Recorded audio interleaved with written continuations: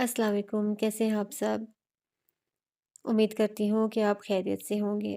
अगर आपने मेरा चैनल अभी तक सब्सक्राइब नहीं किया तो काइंडली मेरा चैनल सब्सक्राइब कर दें, वीडियो को लाइक कर दें, कमेंट कर दें, शेयर कर दें। चलिए आइए शुरू करते हैं वक्त की नेक्स्ट एपिसोड। वो उसे लिए समुंदर किनारे बने एक रेस्टोरेंट ले आया, लेकिन आज शायद उससे आंखों वाली लड़की ने ना बोलने की कसम खा रखी थी। रेस्टोरेंट समुंदर किनारे बना था, लकड़ी का फर्श और लकड़ी ही के लंबे सतूनों वाला रेस्टोरेंट एक शान से खड़ा था। वो दोनों जहाँ बैठे थे उसमें से ठाठे मारता समंदर और लहरों का शोर आता था। समुंदर के सामने तो कराची वालों को मौत भी मंजूर थी। उनका खाना ठंडा पड़ने लगा था, लेकिन हाले बस चेहरा मोड़े समुंदर को देखती रही।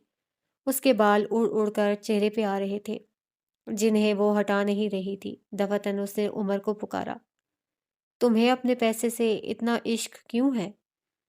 खाली बेतासुर लहजा। वो चंद लम्हा उसको देखता रहा, फिर धीमी आवाज में कहने लगा, क्योंकि मैंने उसे बनाया है अपने जोरे बाजू पे। मैंने उसे कमाया है। मुझे ये शान, ये दौलत, ये रुतबा तरके में नहीं मिला। मैंने इसके लिए 10 साल जदोजहद की है। वो सादगी से कह रहा था, कोई खुद तरसी, कोई गुरूर उसके लहजे में ऐसा कुछ भी नहीं था। मेरी जिंदगी में कई साल ऐसे थे जब मैं अपनी पसंद का खाना अफोर्ड नहीं कर सकता था, जब मैं महंगे महंगे रेस्टोरेंट नहीं जा सकता था। ये ब्रांडेड कपड़े, घड़ियाँ, परफ्यूम, ये सब लेना कोई 1-2 साल पहले शुरू किया है मैंने। वरना इसके पहले तो मैं बाजार से ढूंढ ढूंढ कर सस्ती चीज लेता था। वो बोल रहा था और हाले बगौर उसको सुन रही थी। ये लाइफ स्टाइल, ये लग्जरी, ये सब मैंने खुद को गिफ्ट की हैं। मैंने इनको कमाया है। आप पैसे की कदर सिर्फ तब जान सकते हो जब आप उसे हलाल तरीके से कमाते हो। मुझे पैसे से इश्क है क्योंकि मैंने इसे कमाने में एक उम्र खर्च की है। वो बोलकर खामोश हो गया। तुम्हें क्या लगता है मेरे बाबा और मेरे अकाउंट से पैसे और जेवर किसने लिया होगा? थोड़ी देर बाद वो दोबारा बोली, जिसे जब सबसे ज्यादा जरूरत होगी। उमर ने कंधे उचकाए। मतलब शम्स। हाले ने कराह की आंखें बंद की। जाहिर है उससे ज्यादा इस सब की जरूरत किसे होगी। वही तो है जो हमें झुकाना चाहता है। उसके लहजे में नापसंदीदगी थी। उमर ने जवाब नहीं दिया। खाना अब भी अनछुआ रखा था। जब हाले उठ खड़ी हुई, हम लैल के घर जा रहे हैं, चलो फौरन। वो गायब दिमागी से कह रही थी।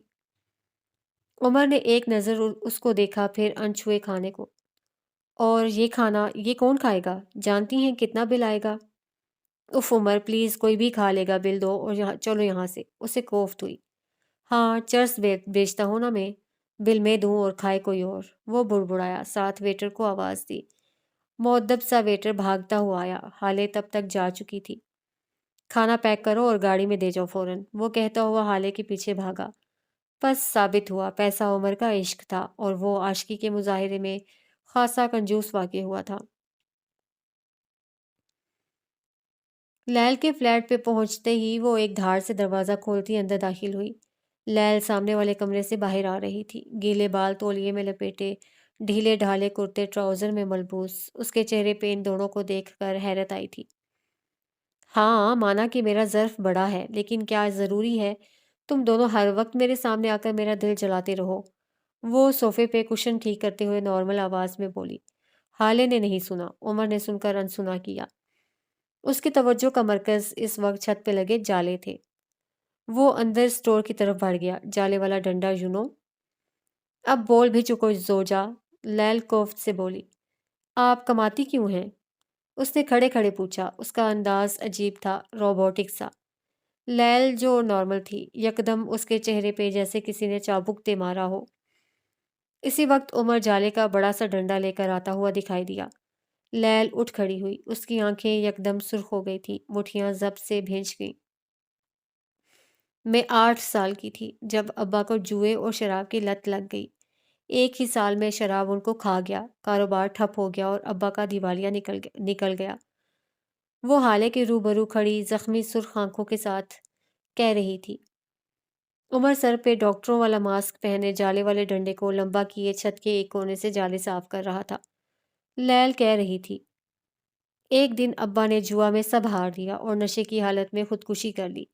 دادی نے اماں اور مجھے گھر سے نکال دیا۔ آدھی رات کے وقت میں اور اماں اکیلے سڑک پہ بیٹھے تھے، کیونکہ اماں کے پاس جانے کو کوئی گھر نہیں تھا۔ ان کا کوئی باپ، کوئی بھائی، کوئی اپنا نہیں تھا، یتیم تھیں۔ وہ ان دونوں سے ایسے بے نیاز تھا جیسے ان دونوں کا کوئی وجود ہی نہ ہو۔ جالے، یہ جالے اتنے کیوں بڑھ گئے تھے؟ صبح ہونے والی تھی جب کچھ لوگ آئے، اماں سے بدتمیزی کی اور پھر وہ اماں کو لے گئے۔ اماں نے مجھے چھپا دیا تھا۔ میں خوف سے وہیں چھپی بیٹھی رہی۔ وہ لوگ میری ماں کو لے گئے اور اسی رات مجھے معراج بابا اپنے پاس لے آئے۔ 2 دن بعد کسی کچرے کے ڈھیر سے میری اماں کی لاش ملی، زیادتی شدہ اور مسخ شدہ۔ اس دن مجھے اندازہ ہوا کہ اگر عورت کے پاس اپنا گھر نہ ہو تو اسے کیا کیا جھیلنا پڑتا ہے۔ اگر اماں کے پاس اپنا گھر ہوتا تو… وہ رکی، آواز خوف سے کانپی، آنسو ٹوٹ کر گالوں پہ گر پڑے۔ اماں کے پاس گھر ہوتا تو ان کے ساتھ زیادتی نہ ہوتی، ان کی لاش اس طرح مسخ شدہ نہ ہوتی۔ اس رات مجھے اندازہ ہو گیا تھا کہ عورت کے پاس اپنا کچھ نہ کچھ ہونا کتنا ضروری ہے۔ میں اس لیے کماتی ہوں تاکہ جب کبھی میرا شوہر، میرا بیٹا یا میرے گھر کا کوئی بھی مرد مجھے گھر سے نکالے تو میرے پاس جانے کے لیے اپنا گھر ہو، کھانے کے لیے اپنے پیسے ہوں اور پہننے کے لیے اپنے کپڑے ہوں۔ میں گھر بنانے کے لیے کماتی ہوں۔ ہر عورت کو اپنے لیے کمانا چاہیے تاکہ جب کبھی اسے کوئی گھر سے نکالے تو اس کے پاس جانے کے لیے اپنا گھر ہو۔ وہ بے بسی سے کہتی صوفے پہ ڈھیسی گئی، ٹاول نوچ کر بالوں سے اتارا۔ گیلے چھوٹے بال چہرے کی اطراف میں گرنے لگے۔ وہ چاروں کونوں کے جالے اتار چکا تھا اور اب جالے والا ڈنڈا واپس اسٹور میں رکھنے جا رہا تھا۔ حالے خاموشی سے اس کے ساتھ بیٹھ گئی۔ ان دونوں کے پاس کہنے کو کچھ نہیں تھا، دلاسا دینے کو کوئی الفاظ نہیں تھے۔ عمر واپس آیا، ایک نظر لیل کو دیکھا، پھر جالے گرنے کی وجہ سے خراب ہوئے فرش کو۔ اب اس کو صاف کون کرے؟ ہر کسی کے کمانے کا مقصد الگ ہوتا ہے حالے، میرا الگ ہے، عمر کا الگ، لیل نے کہنا شروع کیا۔ عمر اب سوائپر سے چھت سے گرنے والا چونا صاف کر رہا تھا۔ کوئی شوق سے کماتا ہے، کوئی مجبوری سے، کسی کی کو عادت ہوتی ہے، کسی کی انا۔ میرے لیے کمانا مقصد ہے، مجھے کمانا ہے تاکہ اپنا گھر بنا سکوں۔ عمر کماتا ہے کیونکہ اسے مقام چاہیے، کریڈیبلٹی چاہیے۔ میرے کچھ اور دوست ہیں، ان کے لیے کمائی شوق ہے۔ تم اپنے ارد گرد دیکھو، اپنی ضرورت، اپنے شوق دیکھو، پھر فیصلہ کرو۔ تمہیں اپنی وجہ خود ڈھونڈنی ہوگی۔ وہ اب سارا کچرا ڈسٹ بن میں ڈال کر اٹھ کھڑا ہوا تھا اور کچن میں لگے سنک کے سامنے کھڑا ہاتھ اور چہرہ دھو رہا تھا۔ زندگی میں آپ کے پاس ایک عمر حیات ہونا چاہیے جو بنا کہے، بنا جتائے آپ کا گھر صاف کر دیا کرے۔ عمر چہرہ دھو کر آیا تو حالے اس کو دیکھے بغیر اٹھ کھڑی ہوئی تھی۔ اس کے دماغ میں اب بھی مختلف سوچیں تھیں، اب بھی کوئی جواب تسلی بخش نہیں تھا۔ اب بھی اس کے پاس ایک تسلی تھی، لیل کی ماں کے پاس باپ، بھائی، شوہر نہیں تھا۔ حالے کے پاس حسن تھا، عمر تھا، ہارون تھا۔ اس کے پاس اس کے باپ کے پیسے تھے، لیکن ہر تسلی ایک جگہ آ کر دم توڑ دیتی تھی۔ اس کے پاس اپنا کیا تھا؟ ان سارے مردوں کے ہوتے ہوئے وہ سرخ ساڑی نہیں خرید سکی۔ اگر اس کے پاس اپنا کچھ ہوتا تو آج وہ ساڑی اس کے پاس ہوتی۔ وہ سارے خیال جھٹک کر دروازے کے پاس چلی آئی۔ عمر اس کے پیچھے ہی آیا تھا۔ برتن دھو کر جاؤ الفا، لیل پیچھے سے گھرائی تھی۔ میں تمہارا نوکر نہیں ہوں، اپنی مرضی کے کام کروں گا۔ وہ ہاتھ جھلاتا باہر چلا گیا۔ پیچھے ایک اذیت تھی جس نے ایک بار پھر لیل کو اپنی لپیٹ میں لے رکھا تھا۔ اگر اس کی ماں کے پاس اپنا گھر ہوتا تو وہ کبھی اس طرح نہ مرتی۔ آنسو اس کی آنکھوں سے ٹوٹ ٹوٹ کر گر رہے تھے۔ وہ اتنی مضبوط نہیں تھی جتنی نظر آتی تھی۔ عمر حیات کے بنگلے پہ اس لمحہ گہری رات اتری ہوئی تھی۔ عمر گھر سے باہر گیا ہوا تھا۔ نہ جانے اس کے کون سے کام تھے جو ختم نہیں ہوتے تھے۔ حالے سلطان رات کے اس پہر بھی لون میں رکھے صوفوں پہ بیٹھی تھی۔ اس کا بھورے بال بکھرے ہوئے تھے، خشک اور بے جان۔ اس نے ہاتھ پھیر کر محسوس کیا کتنے عرصے سے اس نے اپنے بالوں کے لیے کوئی ٹریٹمنٹ نہیں لی تھی۔ کتنے عرصے سے اس نے کسی پارلر کا کوئی چکر نہیں لگایا تھا۔ کیا تھا جس نے اسے یہ سب کرنے سے روک رکھا تھا؟ پیسہ اور اس کا نہ ہونا۔ ذہن کے ایک کونے سے آواز گونجی۔ اس کا خاموش موبائل سامنے پڑا تھا۔ حالے نے موبائل اٹھا کر چہرے کے آگے کیا، پھر اس کی انگلیوں نے میکانکی انداز میں نفیسہ حیات کا نمبر ڈائل کیا۔ घंटी जा रही थी। वो आसमान को देखते हुए जाती हुई घंटी को सुनती रही। थोड़ी देर बाद कॉल पिक हो गई थी। हेलो। नफीसा की नींद से बोझल आवाज़ सुनाई दी। हाले को कोई शर्मिंदगी ना हुई। वो आधी रात को लोगों को अपने लिए जगाने की आदी थी। आप कमाती क्यों हैं? वही रोबोटिक मशीनी अंदाज। नफीसा ने गहरी सांस ली। शुक्र करो हाले, सुल्तान मैं रवायती सास नहीं हूँ, वरना रात के इस पहर में तुम्हें बताती मैं कमाती क्यों हूँ। वो नॉर्मल अंदाज में कह रही थी। वो उम्र की माँ थी, बातों के अपनी तरफ से जवाब देना जानती थी। आपको रात के 1 बजे कॉल कर रही हूँ इसलिए क्योंकि आप कोई रवायती सास नहीं हैं। मुझे बताएं आप कमाती क्यों हैं? उसने सवाल दोहराया। मैं अपनी सेल्फ रिस्पेक्ट के लिए कमाती हूँ। मेरी अनाज शुरू से बहुत ऊंची रही है। मुझे अपने घर के मर्दों से पैसे मांगना पसंद नहीं था। मेरी नाक आड़े आती थी, इसलिए मैंने खुद कमाना शुरू किया। उनका लहजा धीमा था, हालांकि अबरू सुकड़े। लेकिन घर के मर्दों से मांगने में क्या बुराई है? बाप, भाई, शोहर, वो सब किस लिए होते हैं? अगर वो हमें कमा कर खिला ना सके तो ऐसे मर्दों का क्या फायदा? वो झुंझला ही गई थी। Men are not providers. मर्द सिर्फ हमें खर्चा देने के लिए नहीं पैदा हुए। जब मर्द आपसे घर का चूल्हा और सफाई संभालने को कहे तब तो फौरन हम औरतों के अंदर की फेमिनिस्ट जाग जाती है। हम फौरन कह देती हैं, भाई हम सिर्फ चूल्हा देखने और सफाई के लिए पैदा नहीं हुई।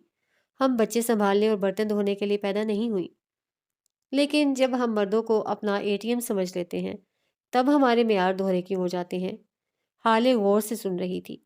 जब औरत अपने रंग, कद और शक्ल की वजह से रिजेक्ट हो जाती है, तब तो हम लोग खूब वावेला करते हैं। लेकिन जब मर्द बड़ा घर, गाड़ी और भारी भरकम बैंक बैलेंस न होने की वजह से रिजेक्ट हो जाते हैं, तब हम क्यों खामोश रह जाते हैं?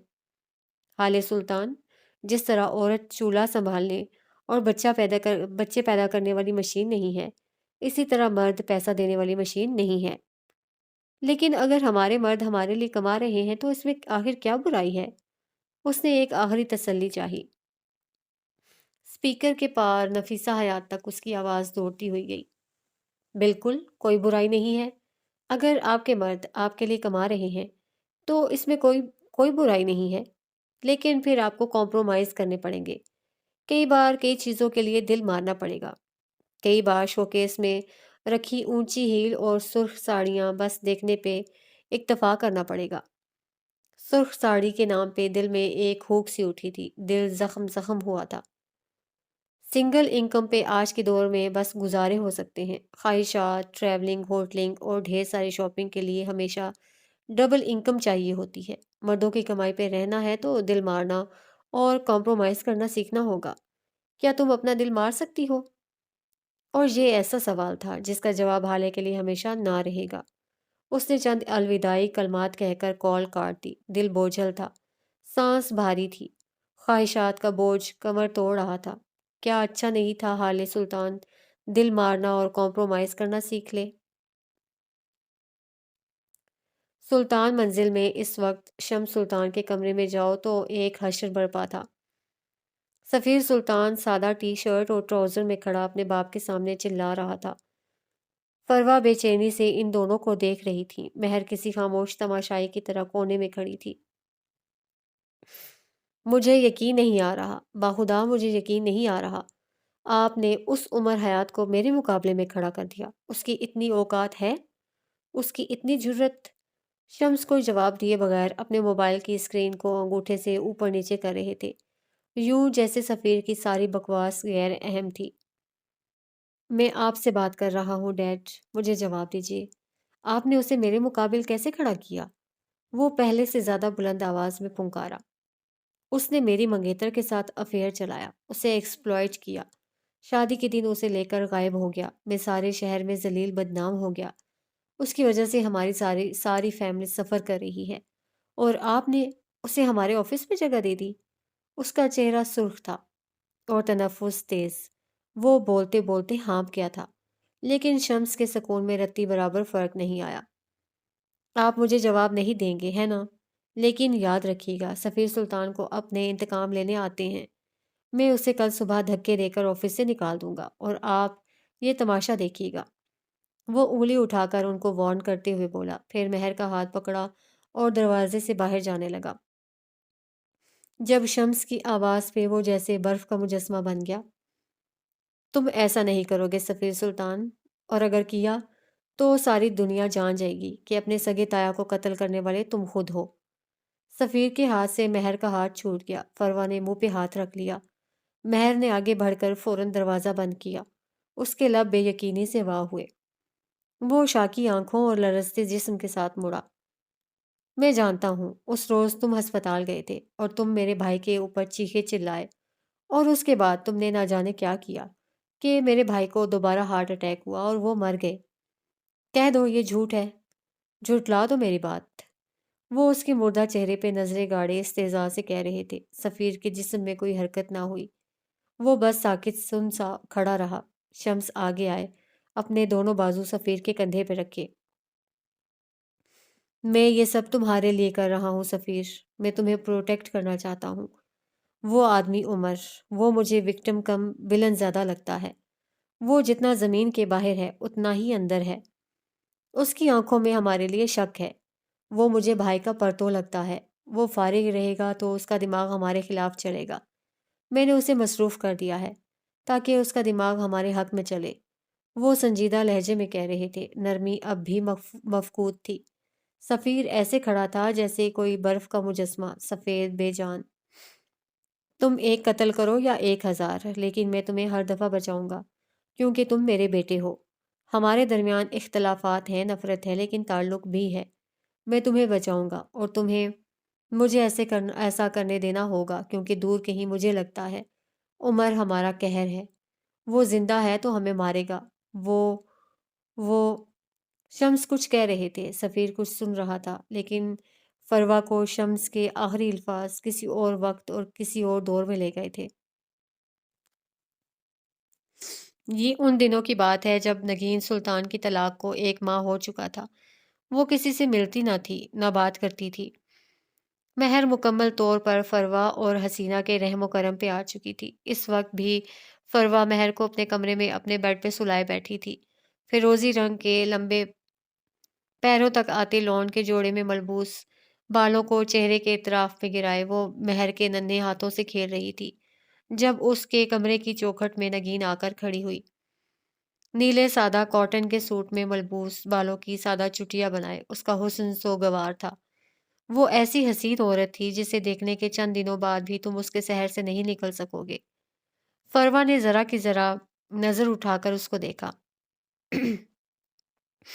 پھر واپس اپنے شغل میں مشغول ہو گئی۔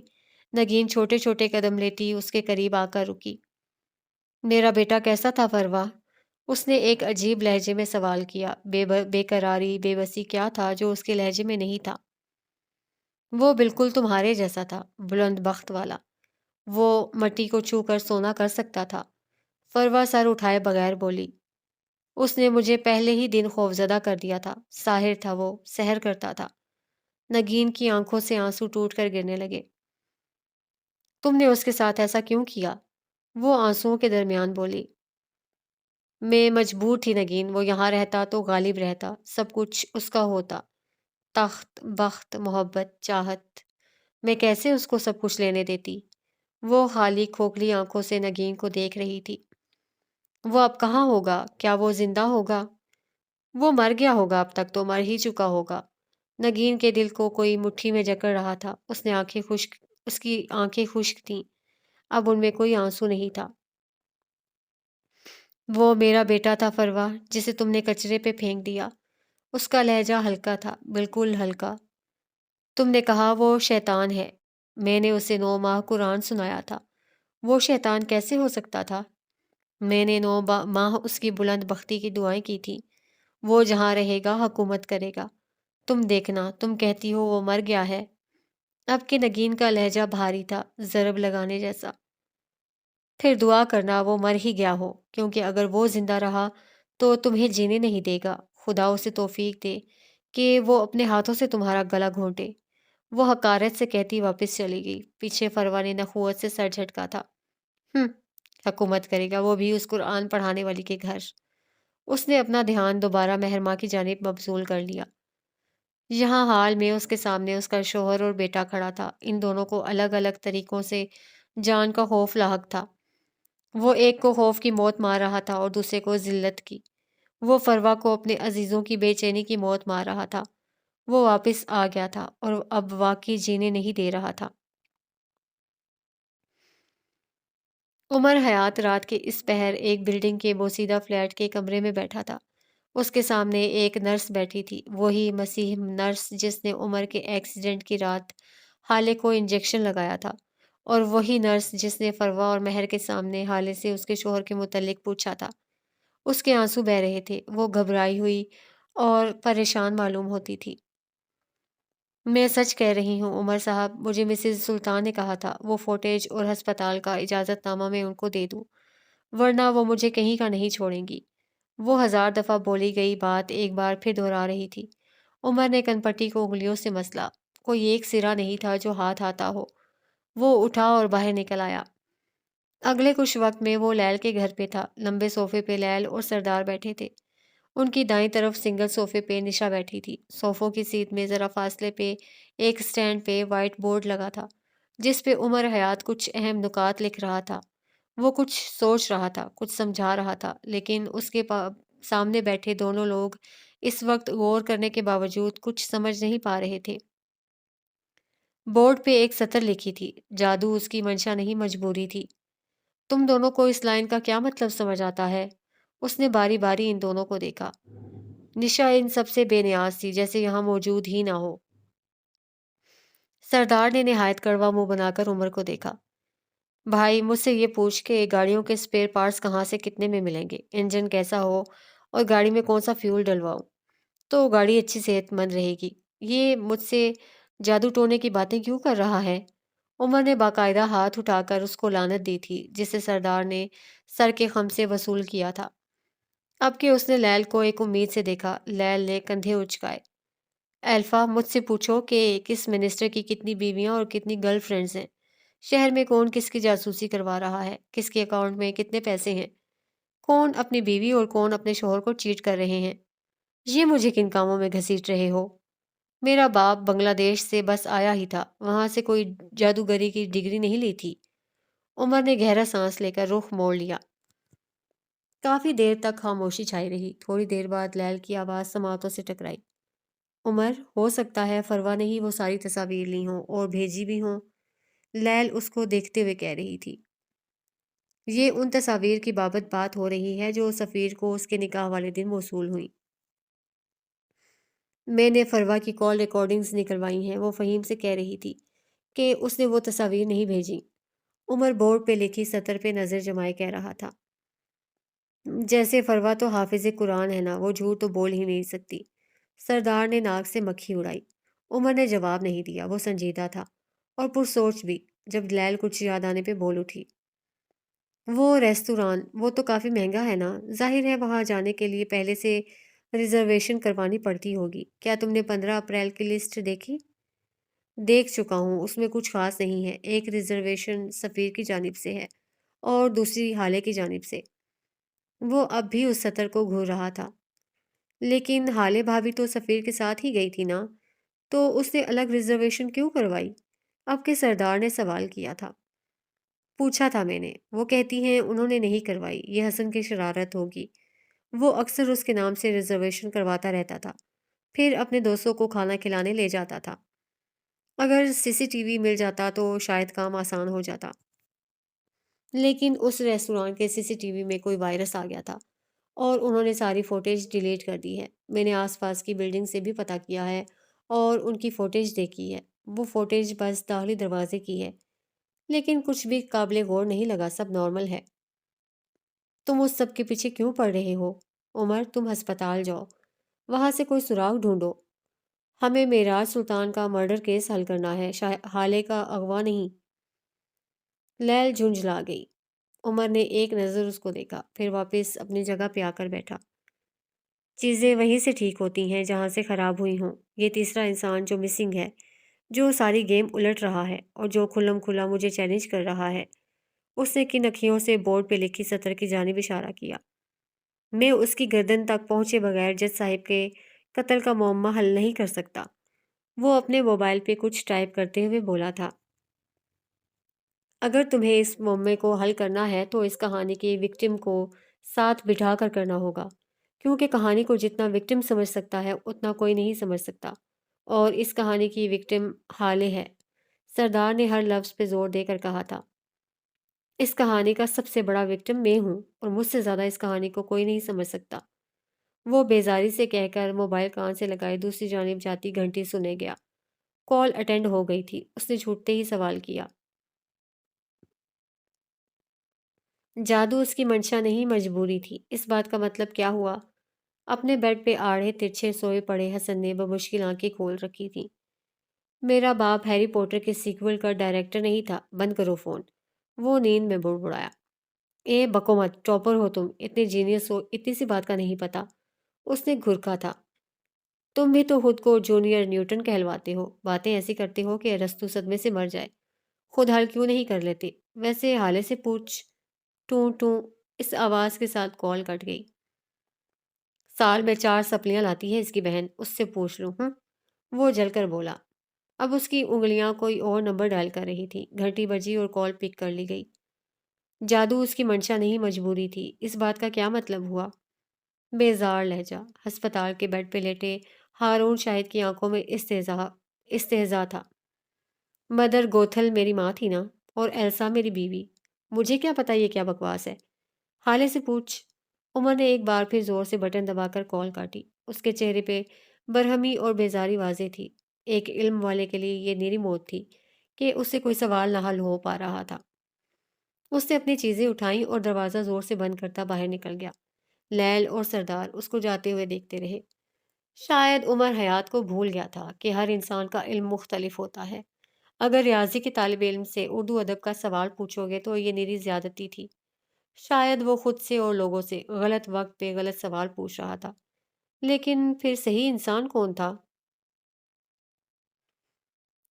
ہسپتال کا پرائیویٹ وارڈ اس وقت ایک عجیب سی منحوسیت میں ڈوبا تھا۔ باہر پھیلی سیاہ رات کے برعکس اندر سفید اجلی روشنیاں پھیلی تھیں۔ کھڑکی کے پردے ہٹے ہوئے تھے اور سارا شہر وہاں سے صاف نظر آتا تھا۔ کراچی شہر دن کے اجالے میں جتنا بھی شور کرتا، گندگی سے بھرا ہوا نظر آتا ہو، لیکن جسے کراچی کی خوبصورتی دیکھنی تھی وہ رات کے اندھیرے میں اس شہر کے اجالے دیکھے۔ آنکھوں کو خیرہ اور اندر کے اندھیروں کو مٹاتے اجالے۔ کھڑکی کے پاس ایک سنہری آنکھوں والا مرد کھڑا تھا۔ اس کے عقب میں بیڈ پہ تکیوں کے سہارے بیٹھی ہوئی اس کی بہن بھی تھی۔ آپ چاہتے ہیں میں ایک بار پھر ذلت جھیلوں؟ آپ میرے ساتھ ایسا کیسے کر سکتے ہیں بھائی؟ وہ یاسیت سے کہہ رہی تھی۔ اس کی سبز آنکھیں اندر کو دھنسی ہوئی معلوم ہوتی تھیں، بال بے جان، خشک اور چہرہ کھنڈر۔ مرد نے مڑ کر نہیں دیکھا۔ وہ اسی طرح روشنیوں پہ نظریں جمائے کھڑا رہا۔ میں تمہیں ذلت سے بچا رہا ہوں نیرو، تمہیں بھی اور اپنی مری ہوئی ماں کو بھی۔ تم آزاد ہو، چاہے اس رشتے کے لیے انکار کر دو۔ لیکن یہ ذلت ڈھکی چھپی تھی، آنے والی ذلت ساری دنیا دیکھے گی۔ کیا پھر خود سے نظر ملا سکو گی؟ اس کی آواز ٹھنڈی تھی، بے لچک، بے تاثر۔ پیچھے بیٹھی سبز آنکھوں والی لڑکی کی آنکھوں سے آنسو بہنا شروع ہو گئے۔ اس کی ہچکیاں سارے کمرے میں گونج رہی تھیں۔ میں کیا کروں بھائی، کہاں جاؤں؟ میرے پاس اب کچھ نہیں ہے۔ فیصلے کا کوئی اختیار نہیں ہے، جانے کو کوئی جگہ نہیں ہے، منہ چھپانے کو کوئی کپڑا تک نہیں ہے۔ میرے نصیب میں ایسی ذلت کیوں ہے؟ وہ اب بلند آواز میں چیخنے لگی تھی۔ اس کے بھائی نے گویا کان لپیٹ لیے ہوں، آنکھیں بند کر لی ہوں۔ اس نے واقعی آنکھیں بند کر رکھی تھیں۔ وہ اپنی بہن کی بات سن رہا تھا یا نہیں، لیکن اس کے لب بے آواز ہل رہے تھے۔ اللہ انہیں غارت کرے۔ آپ میرے ساتھ ظلم کر رہے ہیں۔ یاقوت نے میرے ساتھ ظلم کیا ہے، اس کو جان سے مار دیں۔ اگر ذرا بھی غیرت ہے تو اس کو مار دیں، یا پھر مجھے مار دیں، لیکن میری اس سے شادی نہ کروائیں۔ یہ ظلم ہے، خدا کے لیے یہ مت کرے بھائی۔ وہ بری طرح روتے ہوئے ہچکیوں کے درمیان کہہ رہی تھی۔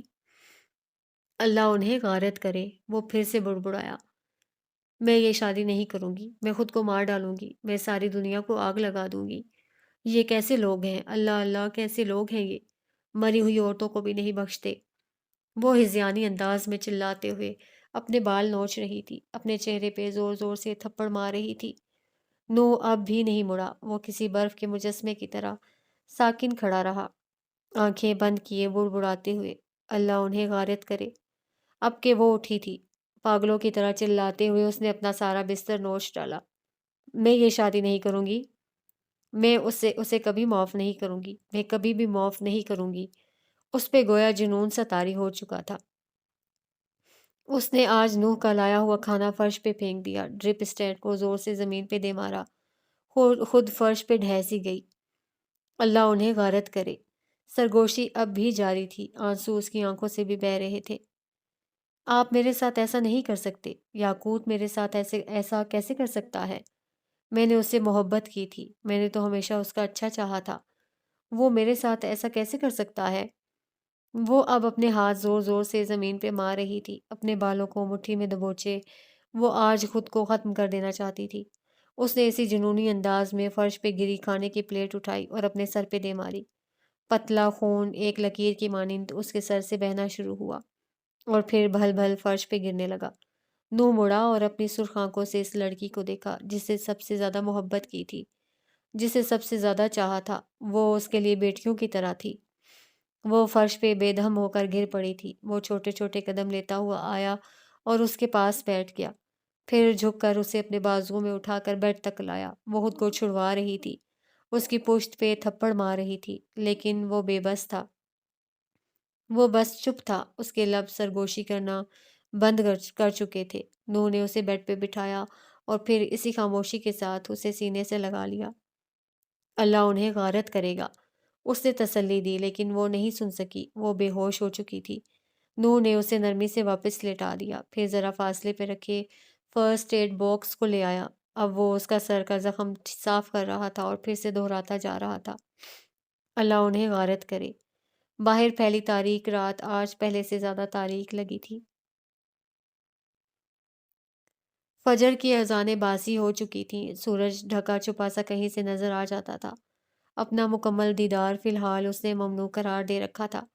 ایسے میں عمر حیات کے بنگلے کی چھت پہ آؤ تو حال سلطان، کتھئی رنگ کے ڈھیلے ڈھالے کرتے شلوار میں ملبوس، بالوں کو کھلا چھوڑے اپنے آگے مٹی کے بڑے بڑے برتن رکھے بیٹھی تھی، یوں گویا تھال نما پلیٹ ہو کوئی۔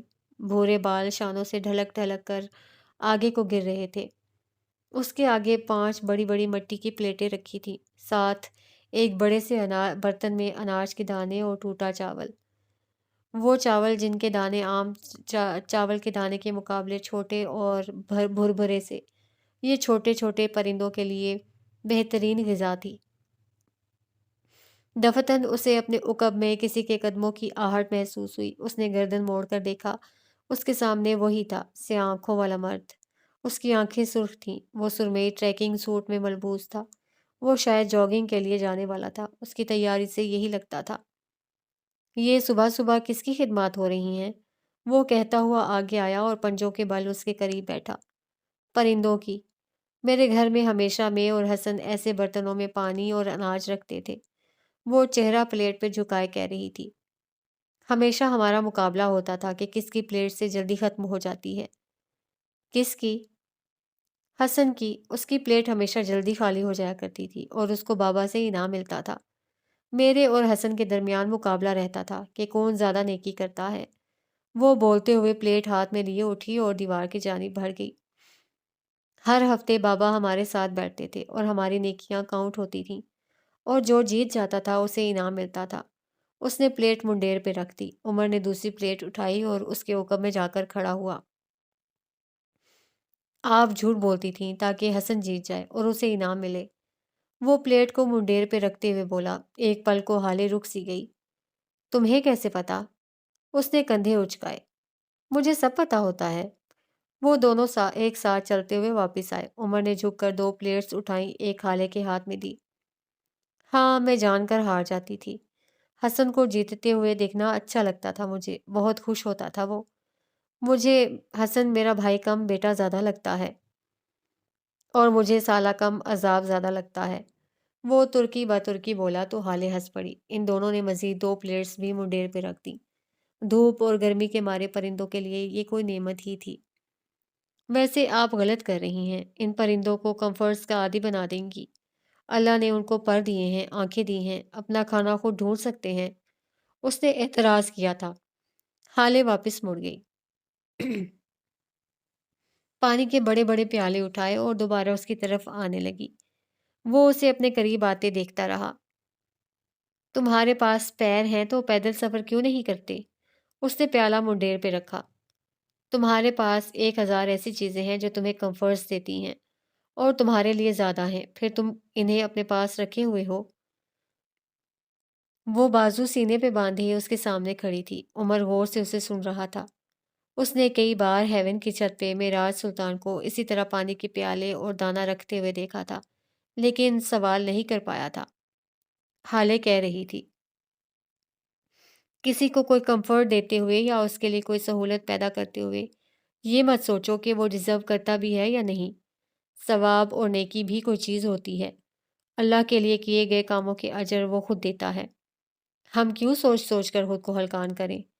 बाबा कहते थे परिंदों की दुआओं में बहुत असर होता है। मैं तो बस दुआओं के लिए कर रही हूँ। उमर ने दीवार से टेक लगा ली और मुस्कुराया। हाले उसको देख कर मुस्कुराई। प्यारा लग रहा हूं ना? वो मुस्कुराते हुए पूछ रहा था। जहर लग रहे हो। वो भी उसी की तरह मुस्कुराती रही। आसमान पे उतरते परिंदों के गोल और सुबह की बहती हुई हवा दिलचस्पी से उनको देखती रही। कोई वक्त था जब आपको मेरी आवाज़ पसंद नहीं थी और मेरा चेहरा बुरा लगता था। वो वक्त बुरा था, वरना तुम्हारी आवाज़ ने तो आधी रात में भी मेरे कदम जकड़ दिए थे। एक पल को वक्त थम गया। शहर की सारी आवाज़ें थम गईं। उमर को लगा कि उसका दिल भी थम गया। हाले उसे देखती रही, यकटक पलक झपके बगैर। ये सुरमई सूट इतना क्यों पसंद है तुम्हें? हर सुबह यही पहन लेते हो। उसने पिछली बात का असर ज़ाहिर करना चाहा। इसमें ज़्यादा गोरा लगता हूँ मैं, इसलिए। वो मुस्कुराहट दबाकर बोला। पार्क में आने वाली लड़कियों की नज़र मुझ पे ठहर ही जाती है। जहर लग रहे हो। वो उसकी बातों के जवाब में बस यही बोली। हेवन चलेंगी मेरे साथ? उसकी अचानक पेशकश पे यकदम हाले सीधी खड़ी हुई। गर्दन में गिल्टी सी उभर कर मासूम हुई। मेरा पेपर है। साफ जाहिर था वो उसे टाल रही थी। मैं पेपर से पहले घर ले आऊंगा। हाले ने चंद साने उसको देखा। वो बस संजीदगी से उसे देख रहा था। तुम क्यों हो ऐसे? कैसा? वो अब भी संजीदा था। मेरे अजीज, मेरे लोग सब मुझे कहते हैं कोई हाले को नहीं ना नहीं कह सकता, लेकिन एक हाले है जो तुम्हें ना नहीं कह सकती। मुझे तुमसे डर लगने लगा है। तुम मुझे हिप्नोटाइज कर रहे हो। वो झुरझुरी लेकर सादगी से कहती आगे बढ़ गई। उमर वहीं खड़ा रहा, साकित शल। उसकी आंखों की पुतलियों की हरकत साकित हो गई थी। दिल रुक रुक कर चल रहा था। कानों में कोई आवाज़ थी जो गूंज रही थी। मैं उसके सामने बेबस हो जाता हूँ अम्मा, वो मुझे हिप्नोटाइज कर देती है। इस पल सारे शहर में बस दिल के धड़कने की आवाज़ आती थी। 4 साल कबल उमर हयात की पढ़ाई को मुकम्मल हुए 2 साल का अरसा गुजर चुका था। वो CSS का इम्तिहान देना चाहता था, लेकिन अपने MPhil की वजह से ना दे सका। 2 माह पहले उससे अपना MPhil मुकम्मल कर लिया था और अब वो मुकम्मल तौर पे खुद को CSS के इम्तिहान के लिए तैयार कर रहा था। वो उमर हयात था, टॉपर, जीनियस और एक्स्ट्रा ऑर्डिनरी। वो इस इम्तिहान को पहली ही दफ़ा पास कर लेना चाहता था। अस्पताल वाले वाक़ये को आज कोई 8-9 माह बीत चुके थे, लेकिन वो याद उसके ज़हन से कभी महव नहीं हो सकी थी। वो आधा दिन हेवन में काम करता था और बाकी का आधा दिन मुख्तलिफ कोचिंग्स और लाइब्रेरीज में जाता रहता था। इस वक्त भी वो एक लाइब्रेरी में बैठा था। लंबी लंबी मेज़ पे कितार में कुर्सियाँ लगी थीं। उन कुर्सियों पे बैठे लोग मेज़ पे कोहनियाँ रखे किताब पे सर झुकाए मुताले में गर्क नज़र आते थे। दफतन उसे अपने आगे वाली कुर्सी पे कोई बैठता हुआ महसूस हुआ। उसने बिला इरादा नज़र उठा कर देखा और फिर नज़र फेर नहीं सका। सामने से आंखों वाली लड़की थी, ज़मुर्द रंग के सादा लिबास में मलबूस। उसकी रंगत दमक रही थी। उसके बाल स्याह थे, चमकदार, घने। सर्दी की वजह से उसकी नाक सुर्ख हो रही थी, लेकिन इन सबसे ज़्यादा जिस चीज़ ने उसकी तवज्जो घेरी थी वो उसकी आंखें थीं। उमर को लगा ये उसकी अपनी आंखें थीं। इन दोनों के बीच लंबी मेज़ हायल थी, लेकिन इन दोनों के दरमियान बहुत कुछ हायल था, लेकिन वो इस मेज़ की तरह नज़र नहीं आता था। वो यकटक पलक झपके बगैर उसको देखे गया। खुद पे नज़रों का इर्तिकाज़ महसूस करते हाले ने आंखें उठाकर उसको देखा। ایک پل، بس ایک پل کے لیے ان دونوں کی ایک جیسی آنکھوں نے ایک دوسرے کو دیکھا، اور عمر حیات سانس نہیں لے سکا۔ وہ اپنی کتاب اٹھائے چلی گئی، شاید وہ کتاب لینے ہی آئی تھی، لیکن اپنے پیچھے بیٹھے اس لڑکے کو ایک روک دے گئی تھی۔ یہ ان کی تیسری ملاقات تھی، اور آج عمر حیات کی نظروں میں عشق تھا۔ اس کے جاتے ہی بے اختیار اسے اپنا دل ڈوبتا محسوس ہوا۔ سانس بند ہونے لگی۔ یہ کیا تھا؟ او خدایا، یہ کیا تھا؟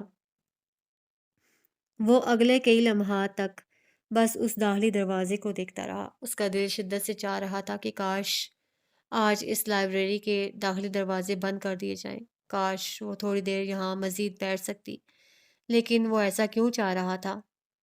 اس لمحے اس ایک نظر نے بہت کچھ تبدیل کر دیا تھا۔ عمر حیات بدل گیا تھا۔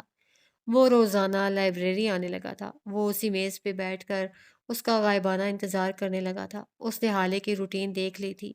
اب وہ گھنٹوں اس کی یونیورسٹی کے باہر کھڑا رہتا، اور جب چھٹی کے وقت وہ اپنے کزن کے ساتھ آتی تو بس اس کی ایک جھلک عمر کے لیے کافی ہو جاتی۔ کبھی وہ کسی کیفے، کسی ریستوران میں بے وجہ بیٹھا اسے دیکھتا رہتا۔ وہ صبح جاگنگ کرنے جاتی تو اس دھند میں اٹی صبح میں اسے حالے کا چہرہ صاف نظر آتا تھا، ہر دھند سے پاک، ہر طرح سے حسین اور سکون دینے والا۔ وہ کسی ٹین ایجر لڑکے کی طرح بن گیا تھا، بغیر کچھ کہے، خاموشی سے اسے دیکھتے رہنے کی خاطر وہ اپنا وقت، پڑھائی، ہیون سب بھول گیا تھا۔ کچھ یاد تھا تو حالے، کوئی آواز سنائی دیتی تھی تو اس کی۔ ایسے میں ایک رات جب وہ ہیون کے گارڈن میں معراج سلطان کے ساتھ بیٹھا تھا، تب انہوں نے اس سے سوال کیا تھا، تم آج کل غائب دماغ رہتے ہو، کوچنگ جاتے ہو لیکن پڑھتے نہیں، کھانا پینا، سونا جاگنا، تمہاری ساری روٹین بدل گئی ہے، کیا کسی لڑکی کا چکر ہے؟ ان کی سنجیدگی سے پوچھنے پہ ایک پل کو وہ گڑبڑایا اور پھر نظر پھیر لی۔ یہ وہ وقت تھا جب عمر نے ان کی آنکھوں میں دیکھ کر بات کرنا چھوڑ دیا تھا۔ اسے خدشہ تھا کہ وہ سب جان لیں گے۔ انہی دنوں اس کے امتحان کی تاریخ آ گئی، لیکن اس کی روٹین نہ بدل سکی۔ وہ صبح میں اسے دیکھنے یونیورسٹی جاتا، اور پھر شام میں کسی کیفے، کسی شوٹنگ کلب، کسی ریستوران۔ وہ بس اسے دیکھتے رہنا چاہتا تھا، بغیر دقت کے، بغیر تھکے۔ امتحان ہوا اور پھر رزلٹ آیا، لیکن پھر ایک جھٹکا تھا جو عمر حیات کو لگا تھا۔ عمر حیات زندگی میں پہلی بار فیل ہو گیا تھا، اور بہت بری طرح فیل۔ وہ آج بھی معراج سلطان کے سامنے تھا، ان کے آفس میں چکر کاٹتا ہوا، بے یقین، شاکڈ اور تھوڑا سا ہرٹ بھی۔ I can't believe I can't believe it, I just can't. وہ ان کے سامنے بے یقینی سے چکر کاٹتے ہوئے کہہ رہا تھا، میں فیل نہیں ہو سکتا، میں سب کو سو کروں گا، ایک ایک کو دیکھ لوں گا، میرے ساتھ زیادتی ہوئی ہے، میں میں کیسے فیل ہو گیا؟ معراج سنجیدگی سے اسے دیکھ رہے تھے۔ میں میں فیل نہیں ہو سکتا، میں کبھی کبھی ساری زندگی بھی فیل نہیں ہوا، میں نے ہمیشہ ٹاپ کیا ہے، میں نے ایم فل میں ٹاپ کیا ہے، میں اس ملک کے ذہین ترین لوگوں میں سے ہوں، میں فیل کیسے ہو سکتا ہوں؟ Can you believe it? وہ چکر کاٹتے ہوئے ایک لمحے کو رک گیا تھا۔ کون ہے وہ لڑکی؟ معراج سلطان کے سوال پہ وہ ششدر رہ گیا، الفاظ منہ میں رہ گئے۔ اس کے چہرے پہ جیسے کسی نے بیلچہ دے مارا ہو، وہ شل رہ گیا۔ معراج اپنی جگہ سے اٹھ کر آئے، اس کے سامنے آ کر کھڑے ہوئے۔ تم آج تک فیل نہیں ہوئے، کیونکہ تمہارے لیے تم سے زیادہ ضروری کوئی نہیں رہا، اب کوئی ہے جو تمہارے لیے تم سے زیادہ ضروری ہے۔ And please don't you dare to call it love, it's an obsession، you are obsessed اور انسیکیور۔ کوئی ہے جس کے کھو جانے کا تمہیں ڈر ہے، جو تمہارا جنون بن گئی ہے، کیا کوئی ہے؟ ان کی نظریں اسکین کر رہی تھیں۔ عمر نے شکستگی سے سر جھکا دیا۔ کافی دیر تک اس کے حلق سے کوئی آواز نہ نکلی۔ کافی دیر بعد وہ بولا، اس کے حلق سے پھنسی ہوئی آواز نکلی، مجھے نہیں پتا یہ محبت ہے یا کیا، لیکن اگر میں اسے نہیں دیکھوں گا تو سانس نہیں لے سکوں گا۔ وہ کہنا یہی چاہتا تھا، لیکن ایسا کچھ نہیں ہے کہہ کر بات ختم کر دی۔ معراج سلطان نے زیادہ کوریدا نہیں، انہوں نے اس کا کندھا تھپکا، کوئی بات نہیں، چلو ڈنر سوگ کرتے ہیں۔ وہ بڑے آرام سے اسے پیشکش کر رہے تھے۔ عمر نے ناسمجھی سے انہیں دیکھا۔ اٹس مائی ڈاٹر تھنگ، چلو بتاتا ہوں۔ وہ اسے اپنے ساتھ لیے آگے بڑھ گئے۔ اگلے ایک گھنٹے میں وہ ایک ریستوران میں بیٹھے تھے، ان کے سامنے ایک کھانا رکھا تھا جسے ابھی تک ان دونوں نے چھوا بھی نہیں تھا۔ معراج سلطان نے چند پلوں سے دیکھا، پھر کہنا شروع کیا تھا: دیکھو عمر، ہارنا برا نہیں ہوتا، ہارنے کے بعد کی مایوسی بری ہوتی ہے۔ گرنا برا نہیں ہوتا، گرنے کے خود کو اٹھنے کے قابل نہ سمجھنا برا ہوتا ہے۔ وہ اسے سمجھا رہے تھے۔ عمر بس پلیٹ کو گھور رہا تھا۔ ہر منظر بیکار تھا، ہر بات بے تاثیر۔ وہ اسے 2 دنوں سے دیکھ نہیں سکا تھا۔ کوئی اس سے پوچھتا اسے کیا چاہیے؟ تم فیل ہوئے کوئی بات نہیں، زندگی ایک امتحان کے گرد نہیں گھومتی۔ کرنے کو اب بہت کچھ ہے۔ دوبارہ تیاری کرو اور امتحان دو، تمہاری کریڈیبلٹی ہوگی، تمہارا مقام ہوگا تو اس لڑکی کا باپ مان ہی جائے گا۔ عمر نے تکان سے سر اٹھایا۔ مطلب وہ اس لڑکی کا ذکر نہیں بھول سکتے؟ آہ کیا کرے وہ ان کا؟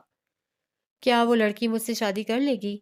اس نے تھکی تھکی آنکھوں سے معراج کو دیکھا۔ کوئی عمر کو نہ کر سکتا ہے کیا؟ میں اس سے بہت محبت کرتا ہوں جج صاحب، اس نے دقت کے ساتھ کہنا چاہا۔ وہ بہت اہم ہے، بہت زیادہ۔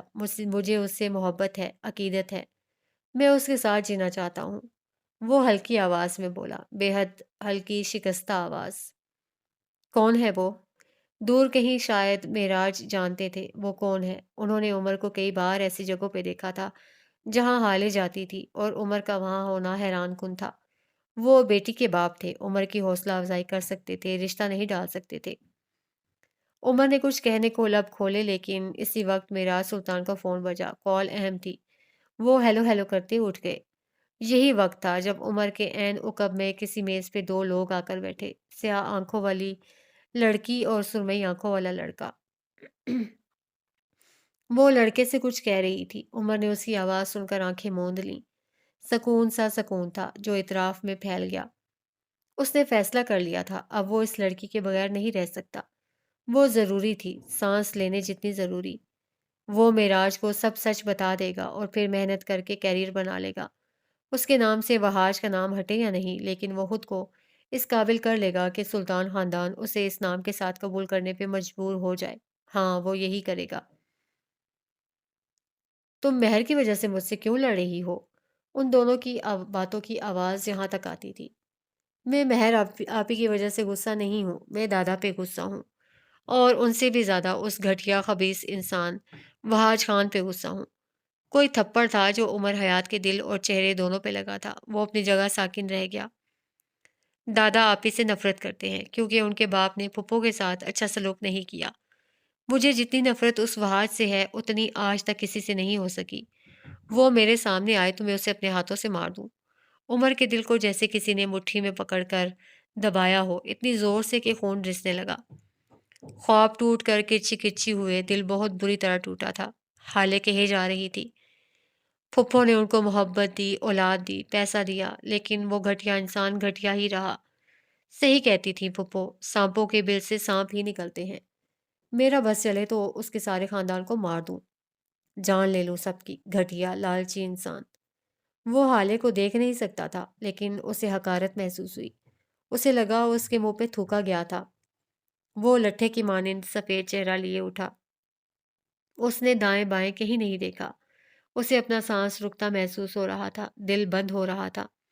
ایسی اذیت پہلے کب ہوئی تھی؟ وہ چاہے زمزم سے دھل کر آ جاتا، لیکن وہ وحاج خان کا بیٹا رہتا، اور وحاج خان کے بیٹے کے لیے سلطانس کے دل میں نفرت ہی تھی۔ اس کا دل بری طرح ٹوٹا تھا، اور اسے لگا تھا اب وہ اسے جوڑ نہیں سکے گا۔ وہ سفید پڑتا چہرہ اور ٹوٹا دل لیے وہاں سے نکل گیا تھا۔ یہ اس ریستوران والے واقعے کے چند دن بعد کا ذکر ہے۔ وہ ہیون میں اپنے کمرے میں بیٹھا تھا۔ ان چند دنوں میں نہ وہ کوچنگ گیا تھا، نہ کچھ پڑھا تھا، اور نہ ہیون کا کوئی کام دیکھا تھا۔ سب کو لگتا تھا وہ فیل ہو جانے کی وجہ سے صدمے میں تھا۔ کوئی نہیں جانتا تھا وہ دل ٹوٹنے کے صدمے میں تھا۔ اس روز اس ریستوران والے واقعے کے بعد وہ دوبارہ نہ لائبریری گیا تھا، نہ یونیورسٹی، اور نہ ہی اسے فالو کیا تھا۔ اس نے خود پہ بند بٹھا رکھے تھے۔ اپنے بیڈ پہ لیٹا وہ یزمردہ سا تھا۔ کافی دیر اسی طرح لیٹے رہنے کے بعد وہ اٹھا تھا۔ اب مزید صبر وہ نہیں کر سکتا تھا۔ اسے طلب ہو رہی تھی۔ وہ فوراً حالے کو دیکھنا چاہتا تھا۔ کچھ دیر بعد ہی خاکی پینٹ کے اوپر سیاہ بٹنوں والی شرٹ پہنے، بڑی ہوئی شیو اور بکھرے بالوں کے ساتھ وہ یونیورسٹی کے باہر گاڑی میں بیٹھا تھا۔ اسے یہاں بیٹھے ہوئے 1 گھنٹہ ہو گیا تھا۔ اسی لمحے اس کا فون بجا۔ بغیر دیکھے اس نے کال اٹینڈ کر لی۔ تم فیل ہو گئے؟ دوسری طرف اس کی ماں نے چھوٹتے ہی سوال کیا تھا۔ عمر نے جواب نہیں دیا، شاید مقابل کو جواب کی ضرورت بھی نہیں تھی۔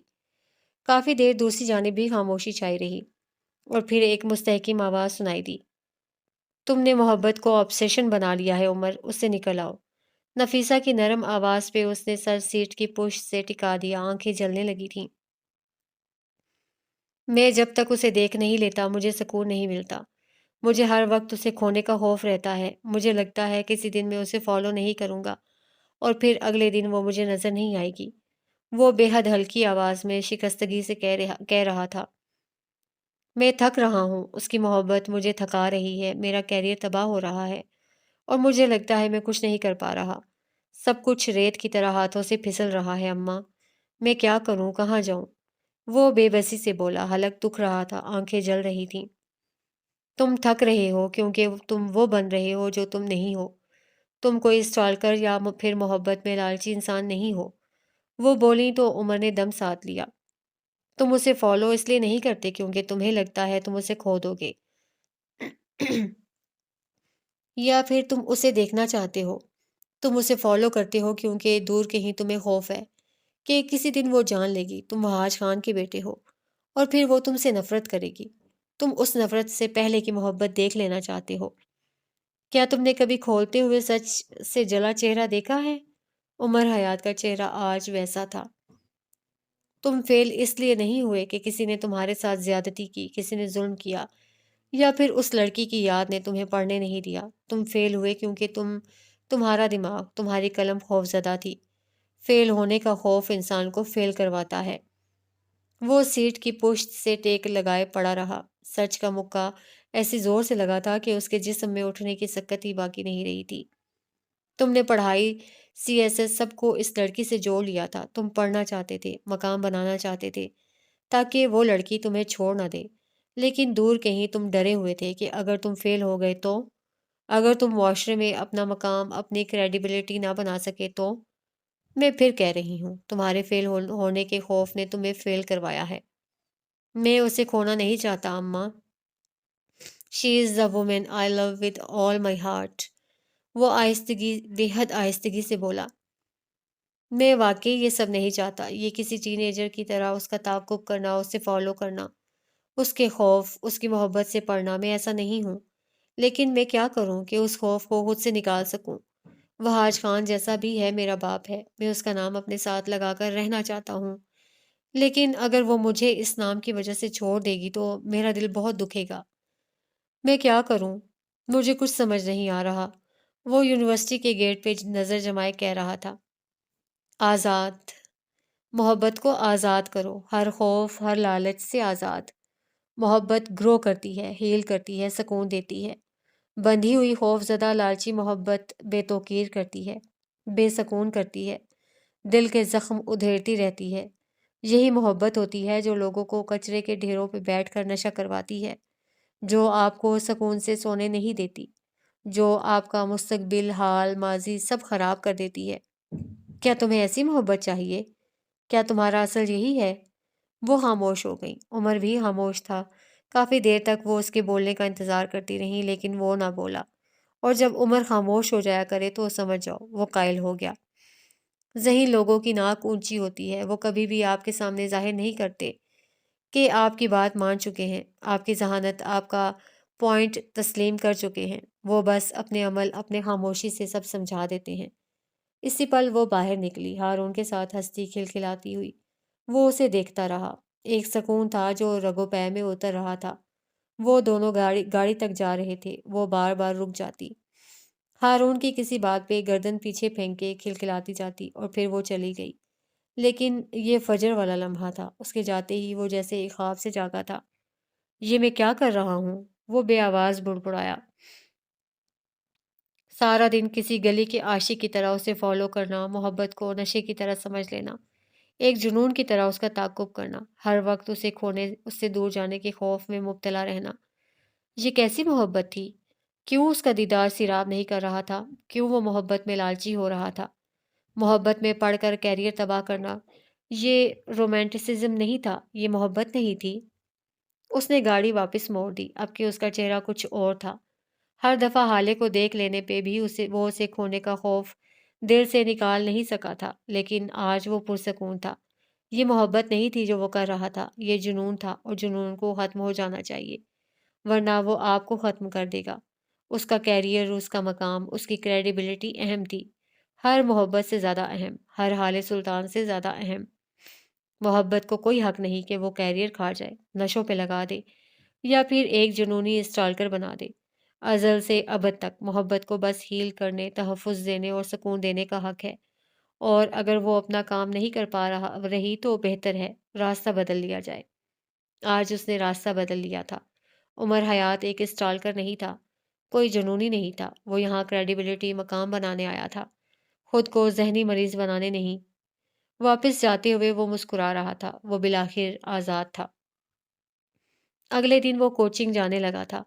ہیون کے معاملات سنبھل گئے تھے۔ معراج سلطان نے اس سے دوبارہ اس لڑکی کے متعلق بات کرنے کی کوشش نہیں کی تھی۔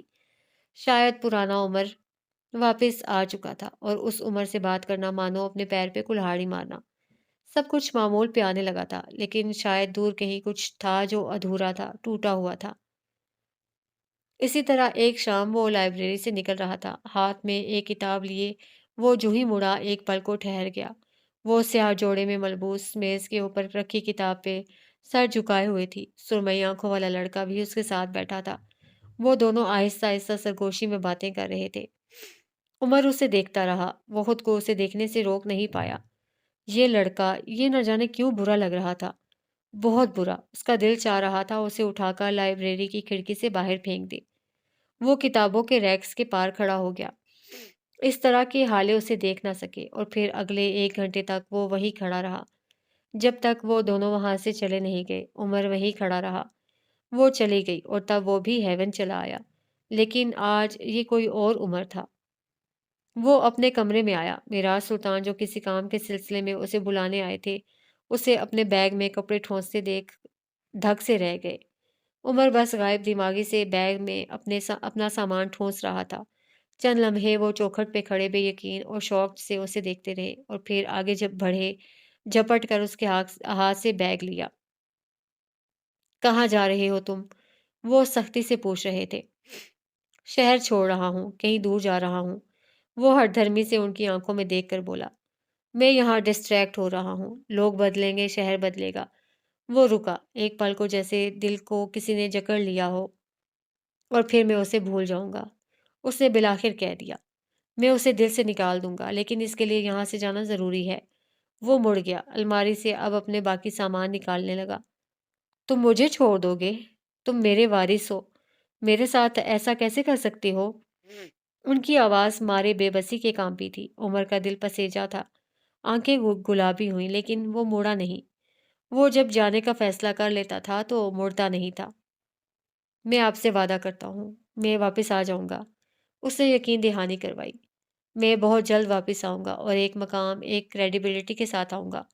فی الحال مجھے جانے دیں پلیز، مجھے مت روکیں، ورنہ میں رک جاؤں گا، اور اگر میں رک گیا تو میں نہ جانے کیا کر دوں۔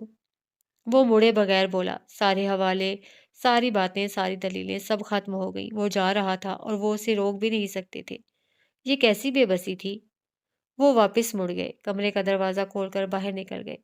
عمر بے بسی سے انہیں جاتے ہوئے دیکھتا رہا۔ وہ ایک دوست کے توسط سے کوئٹہ چلا آیا، بلوچستان کا دارالحکومت، پرسکون ٹھنڈا شہر۔ کوئٹہ مختلف تھا، کراچی سے بے حد مختلف۔ یہاں کی زندگی ویسی نہیں تھی۔ وہ روشنی، شور، گہما گہمی والے شہر سے اچانک اس معصوم اور پرسکون شہر میں آ گیا تھا۔ یہاں راتیں کراچی جیسی روشن اور دن شور نہیں کرتے تھے۔ یہاں آنے کے بعد اسے اسٹرگل کے معنی پتہ چلے تھے۔ وہ اپنے ایک دوست کے ساتھ فلیٹ شیئر کر رہا تھا، کرایہ اور باقی کے اخراجات نے اسے پہلے ہی مہینے دن میں تارے دکھا دیے تھے۔ ہیون میں اس کا کھانا اور رہائش مفت تھی، کوچنگ اور باقی کے اخراجات کے لیے اس کے پاس جاب تھی، لیکن یہاں نہ جاب تھی نہ پیسے، اور سب سے بڑھ کر یہاں معراج سلطان نہیں تھے۔ وہ دو دو نوکریاں کرنے لگا، کوچنگز اور لائبریری جانے لگا، لیکن ایک اہم بات جو اسے یہاں آ کر پتہ لگی تھی، بلوچستان اور سندھ کے تعلیمی اداروں میں زمین آسمان کا فرق تھا۔ اسے جو چیزیں یہاں اب پڑھائی جا رہی تھیں وہ انہیں کئی سال پہلے پڑھ چکا تھا۔ یہاں شاید یہاں کی تعلیم بہت پیچھے تھی، کہیں زیادہ پیچھے۔